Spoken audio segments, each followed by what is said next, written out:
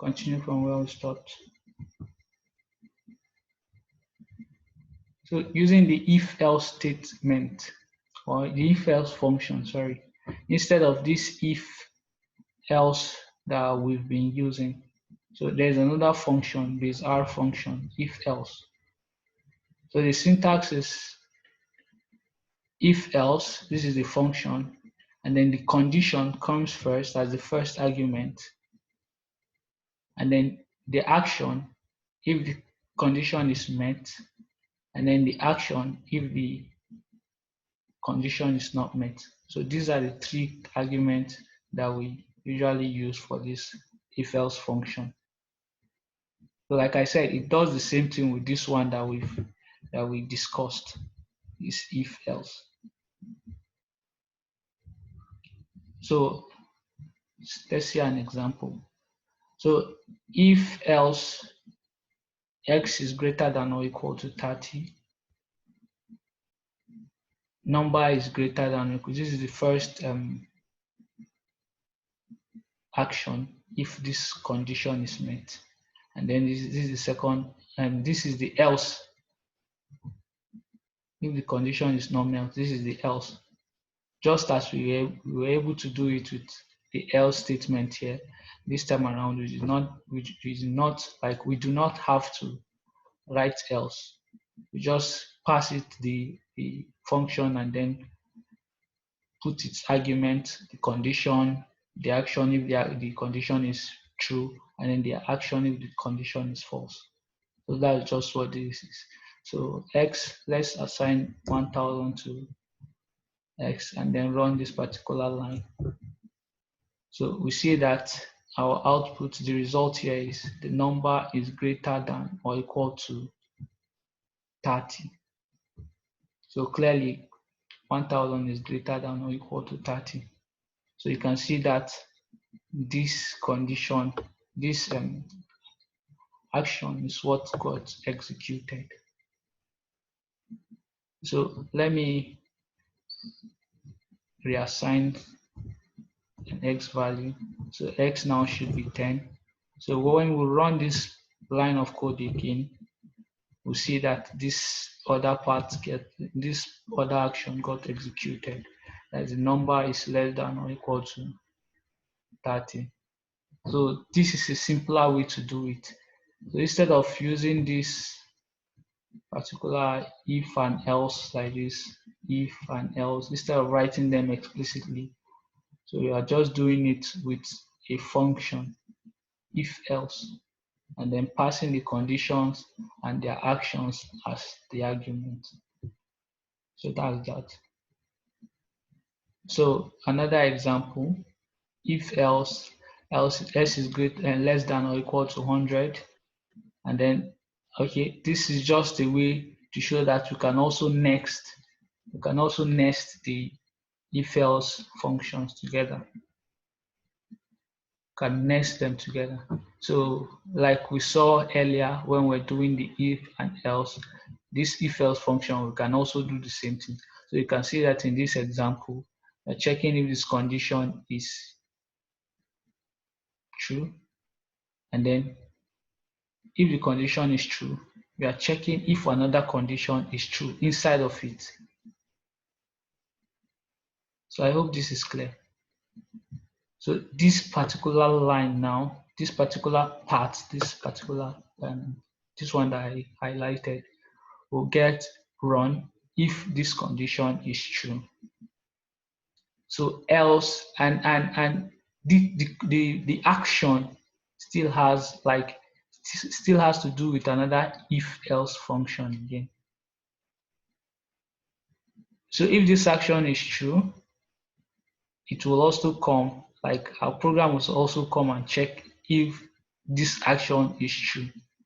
But if this action is not true, if this particular condition, is not true, it skips this part and goes to the else of this if function. So the else of this if function is this particular part. And then the else for this if function, this particular if function is this part. So I don't know if you're actually getting what I'm trying to point out. Using this is the major if else statement function here, and inside of it we are using another if else function. We are nesting them together. So this particular part gets checked, this condition gets checked, and then if the condition is true, another condition gets checked again. But if this condition is false, this is the action of this is the action that will get executed. But if neither of these if statements condition are met, then this action gets executed. This is like the else of the main if else function. So, and the else now in this case will be that x is greater than 100, because if the true conditions will execute if this x is less than or equal to 100. So now if we don't want these two conditions to execute, like if the condition to be true, if you want it to be false, then this entire part gets skipped up to this point. It gets skipped, and then this your number is greater than 100 gets executed. So let's run the code. So you see that since our x number here is, we assign the value 10 to it, this particular condition is true because 10 is less than or equal to 100. And then it comes here again and check if this condition is true.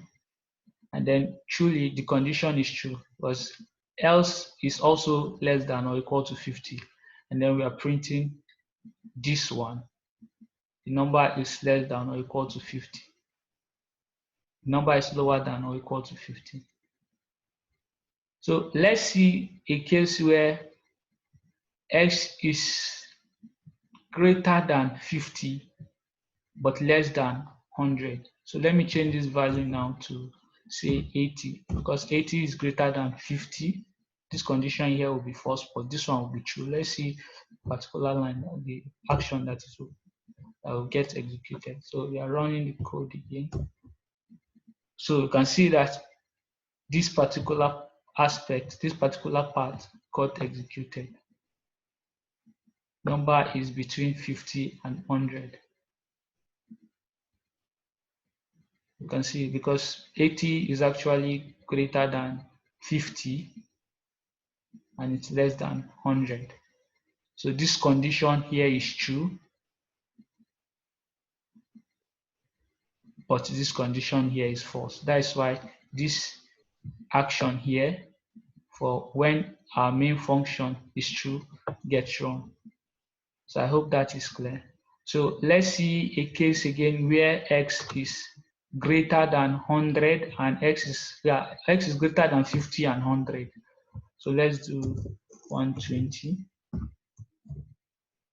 So run the code again. You can see that the number now is greater than 100.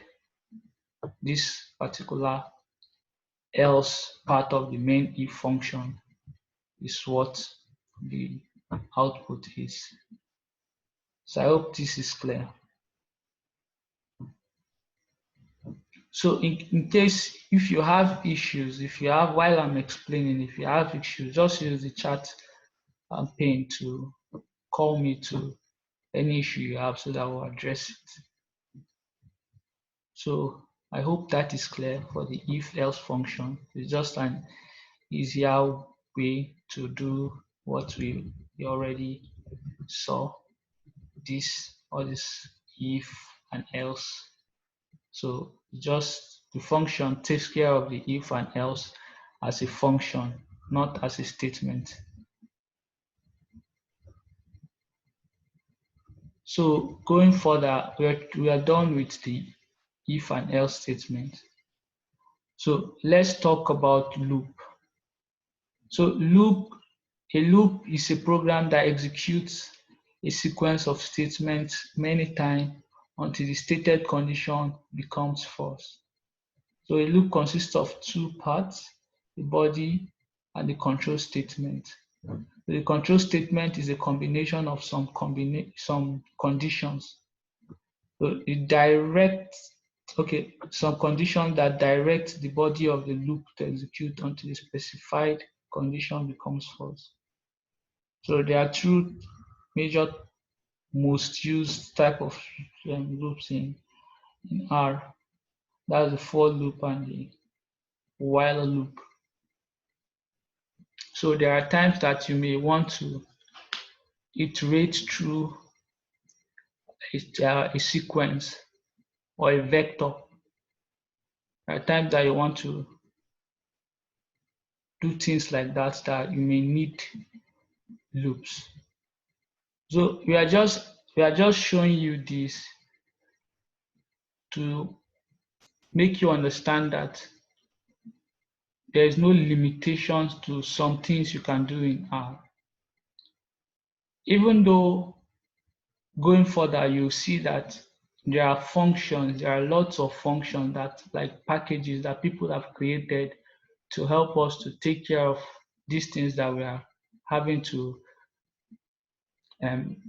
code ourselves, like we are having to write them ourselves.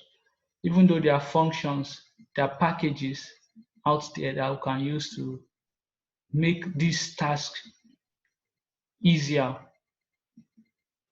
It is still imperative that the basic, like how they come about, is learned, like what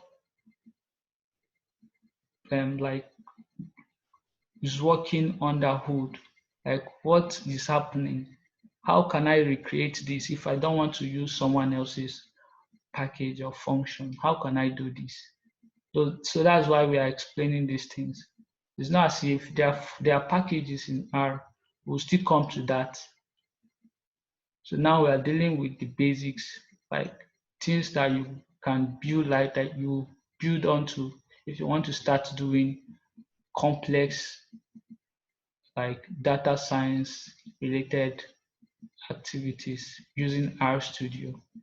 So these are just the basics that will help you, like will guide you, so that when you start seeing packages that takes care of all this coding for us, like we just have to call the function and everything gets done. You know that, okay, this is how they came about. It's not magic. So that is why we are explaining. So I still use for loop. I still write for loops to iterate through um, vectors, data frames, and all that. But there are packages. We'll come to that. We don't want to just delve into those aspects now so that you don't get confused. That is why I decided that, okay, let's just start from here and then work to that particular top which we'll prioritize on. But for now, let's just continue. So for loops, the syntax. One nice thing about RStudio is that when you are doing all these things, most times you won't have to type them, like type the whole thing. Like if I write for now, you see that some suggestions pops up, and when I click enter, you see that for this particular for loop, it has already given me a simple example of what I may need it to, like a simple syntax of how I should write the code. So you see that when I typed on for and then enter key, I got this particular chunk populated for me. So for variable in vector, so this is our variable. This part of it that is highlighted is our variable. And then if I use tab key on my keyboard, and then the vector part gets highlighted. So that's just one beautiful thing about the RStudio. So let me clean this part. So for I in this case, which is the variable, for variable in vector and then the block of instructions, we are still using the curly braces. By now, I believe and I hope that you are familiar with it, as we've dealt with if and else statement. So by now, I hope that you know how and what the curly braces takes care of. So for I is our variable in this case in this sequence or this vector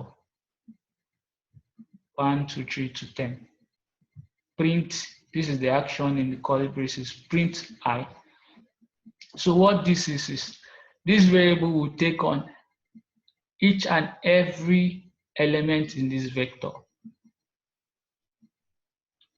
and perform this action here. So the variable now would first take on the one element, and then I want to print the one element.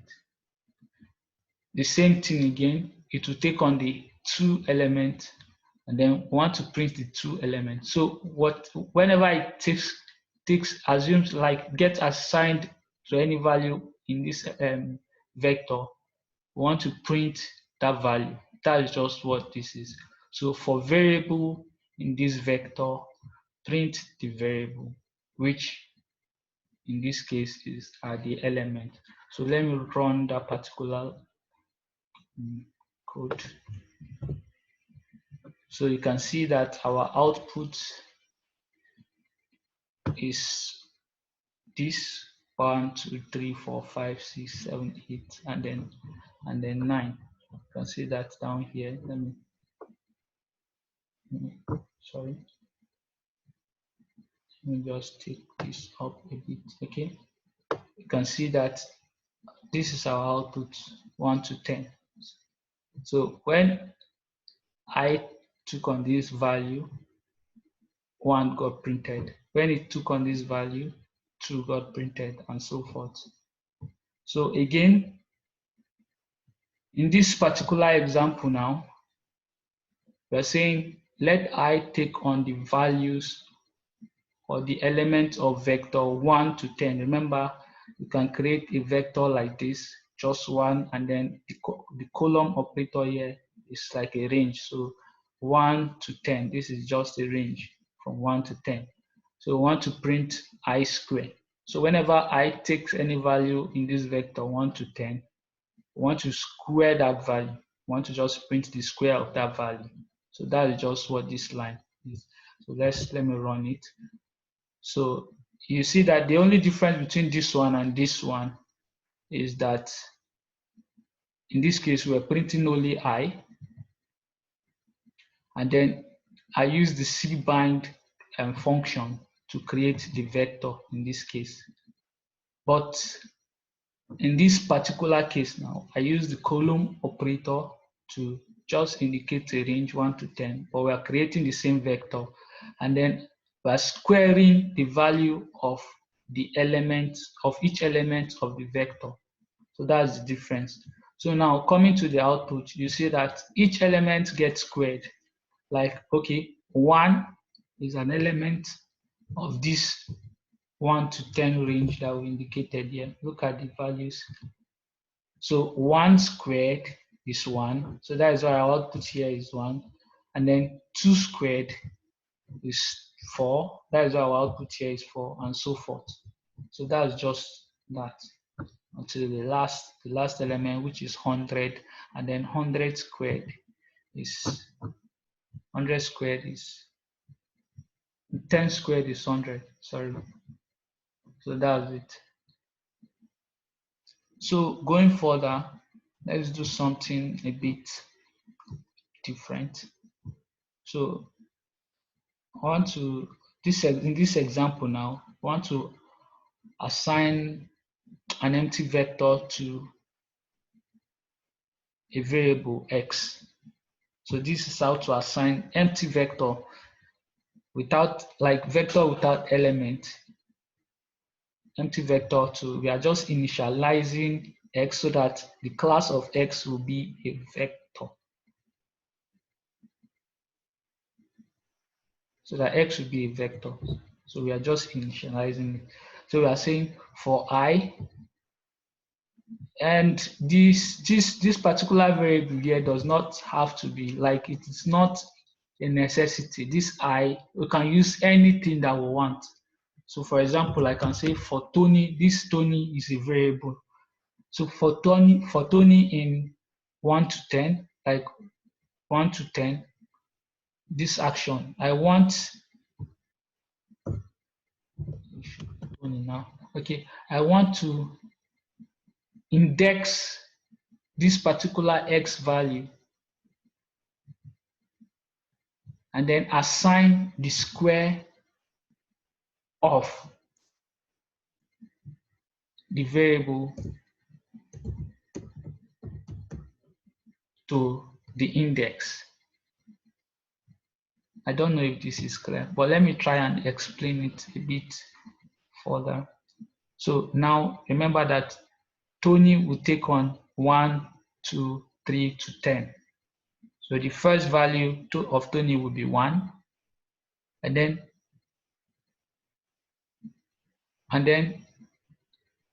what we are doing here is, okay, when Tony is 1, I want to see the value now. Like, let that one be the position here. So this will just be like, okay, x1. And you know what we discussed in our last class, like our first webinar. When you're doing something like this, you're trying to like get the element of this position 1. So that's just what this is. So when Tony is 1,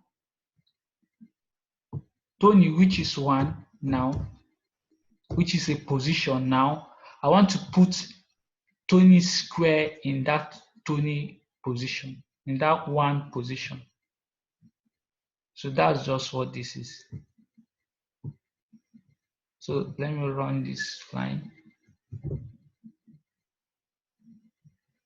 So now, when we check the values of x now, we'll see that, yeah, it actually stored those Tony squared, like the variable squared, inside of the positions that we indicated. So when Tony is 1 here, let me quickly change it back to I. 18, 20. Okay, when I is 1, so we are checking for the position, the x position 1, the element in that position now should be I squared. And I, if I is 1, 1 squared is 1. So we are just saying put 1 squared inside this place, this position 1. So that is just, this is no different from what we just did. But if you notice, this one came out as in an horizontal form, and this one is coming out as in a vertical form like that, but they are the same thing. So I hope that is clear. So x now takes those values. Okay, so going further,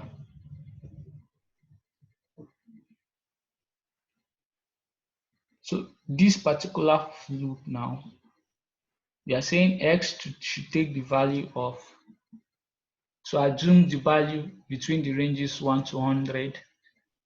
So now we are using an if statement inside this for loop. So you can do that, absolutely. You can use if statement inside for loops. So if the modulus of, like the remainder of I divided by 2 is equal to 0, we want to print I. That's just what this is. And this I will be printed for every value or every element within these ranges 1 to 100. So this double percent here is just remainder. So if the remainder of I divided by 2 is equal to 0. So in other words, if this is an even number, you know that an even number does not have any remainder. The remainder is usually 0. So if this is an even value, and yeah, if it's an even value or even element, just print I. So the I now will be printed only if the I value or element that it is assuming within this range is even. So normally we would expect this particular loop to print all the values of I normally without this if statement, this if condition here. But since we are indicating that, okay, we only want this particular type of element within this range. So that is why we introduce the if statement inside of the for loop. So let's try that out now. Let's actually run it. If you enter, you see that you notice that values that are printed out here are all even numbers. So all the odd numbers were discarded, like they were neglected. Let me put it that way. So that is another way to do it. So I hope this is clear. I hope it is clear to this point. Okay. So now going further, I want to create another loop that does something different. Don't get intimidated by these codes. Like, don't get intimidated. They are just showing you what you can do with for loops. Don't get intimidated. When we go further, much further, maybe in the next class or so, you see that most of these things are no longer necessary. Like, they are important. You should know them. You may still use them. You will still use them if you wish. But there are functions that takes care of this. So don't get intimidated when you see these kind of things. You can do them. You can recreate this. You can do this by yourself. You just understand what you want to do and then apply what you've learned.